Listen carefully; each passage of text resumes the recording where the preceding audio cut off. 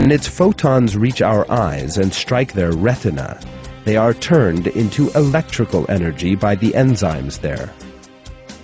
At this stage, neither do photons exist. This constitutes yet another wall between the television and ourselves. When nerves carry this electrical energy to the visual center in our brain, it changes form once again, taking the form we refer to as images. We can never pass beyond this image. In other words, we never perceive the electricity reaching our visual center, nor be aware of its existence. This is the third wall. Even one single wall may distance us from the true existence of the television, and we can only perceive that data regarding that existence after it has been subject to change 3 separate times. Now, imagine that you are part of an experiment. You are unable to leave this underground chamber for a whole year. Your only link to the outside world is this closed-circuit television screen in front of you. When you turn the television on, you see the following message. The images you are about to see on this screen are being screened live from cameras in Africa. Images from these cameras are transmitted live to satellites, and from there to receivers above this room, from where they are forwarded to this room. Is that message true or not? You can never be sure, because every stage of the transmission can possibly have originated from an artificial source. Moreover, the image you see may also be from a cassette plugged into a video in an adjoining room.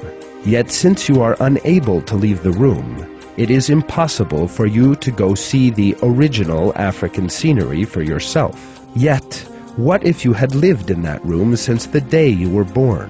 What if you can never leave? What if, for your entire life, you see the outside world only on that screen? In that case, it is highly unlikely that you would think that there was an original of every image on the screen, because all that was truly there was images on your screen. Facts such as these in the realm of sight also apply to the senses of hearing, touch, taste, and smell. All of these impressions we perceive in closed chambers in our brains. Never can we make direct contact with their originals in the outside world. The sounds we listen to on the radio originate inside the hearing center in our brains. There is actually no sound outside, merely physical movements in the air that we refer to as sound waves. After going through various processes in the inner ear, these physical movements come to us as electrical signals. What do the electrical signals we perceive as sound correspond to outside? We can never know. The sounds we hear in this closed room, and which we imagine to be coming from the jungles of Africa, may also be artificial sounds produced in the room next door. We can never have direct experience of any matter existing in the outside world. The ground we walk on, the sky, the houses we see, trees, cars, and human beings, in short, everything, are merely objects that we can reach as perceptions. In other words, we actually see a copy of the external world in our brains, and all images, sounds, smells, and tastes exist solely in the relevant centers in our brains, just like in a dream.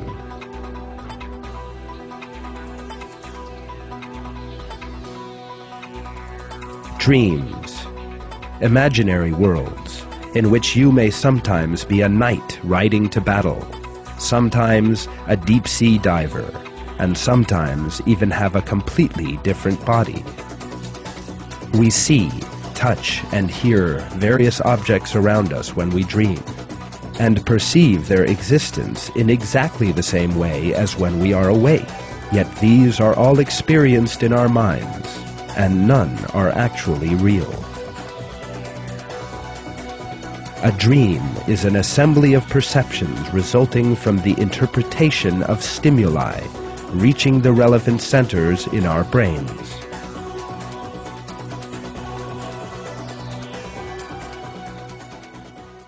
Dreaming, like all mental processes, is a product of the brain and its activity. Whether a person is awake or asleep, the brain continuously gives off electrical waves. At most times during sleep, the brain waves are large and slow, but at certain times they become smaller and faster. During periods of fast brain waves, the eyes move rapidly as though the sleeper were watching a series of events. This stage of sleep, called REM, rapid eye movement sleep, is when most dreams occur. During REM sleep, the pathways that carry nerve impulses from the brain to the muscles are blocked. Therefore, the body cannot move during dreams. The cortex is stimulated by neurons, nerve cells, that carry impulses from the part of the brain called the brainstem.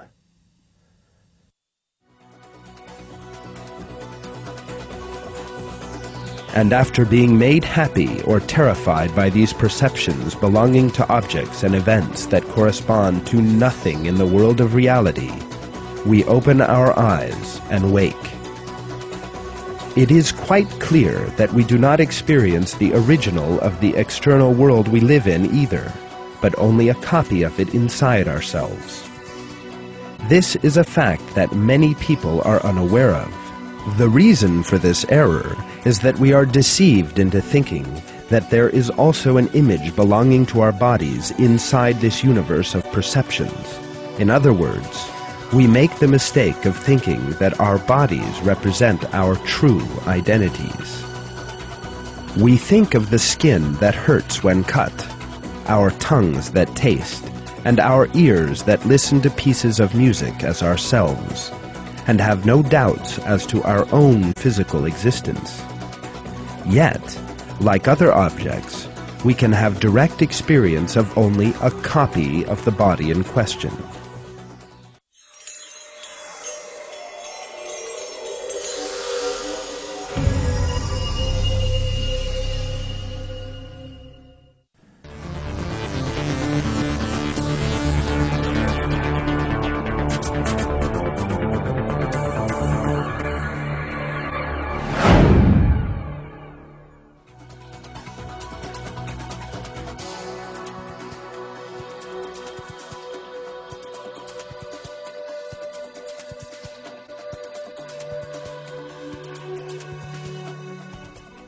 Everything you see when you look around takes place in your visual center. In other words, in a region just a few cubic centimeters in size, towards the back of the brain. Again, your body that you experience solely as a perception, beyond which you can never go, is also there. Let us now consider your physical body outside this perception. You will have to accept the presence of a giant outside the body you see at this moment. Since you and everything you see, your room and all the objects outside, are in the visual center in that body's skull, its physical body must also be enormous. That being the case, you must be a miniature human being living in a giant's skull. To put this another way, imagine that you are imprisoned in a locked chamber at the top of a giant tower, never able to leave that room, and merely watching a screen placed in front of you. In this analogy, the tower is your material body, whose external existence you maintain, while the body that you perceive is only the little man imprisoned at the top of that tower.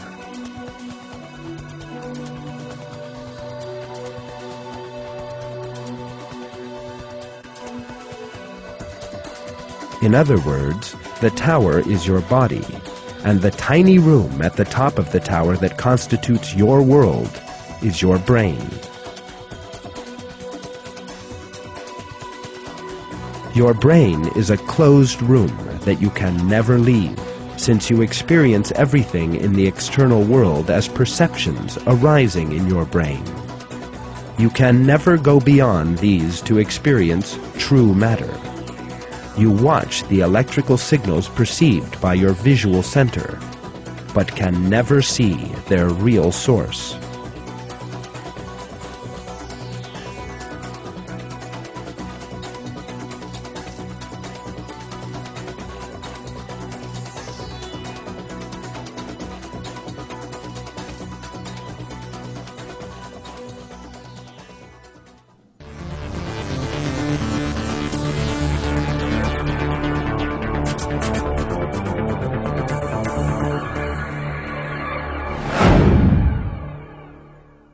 Many people are unable to comprehend that the outside world consists of a totality of perceptions.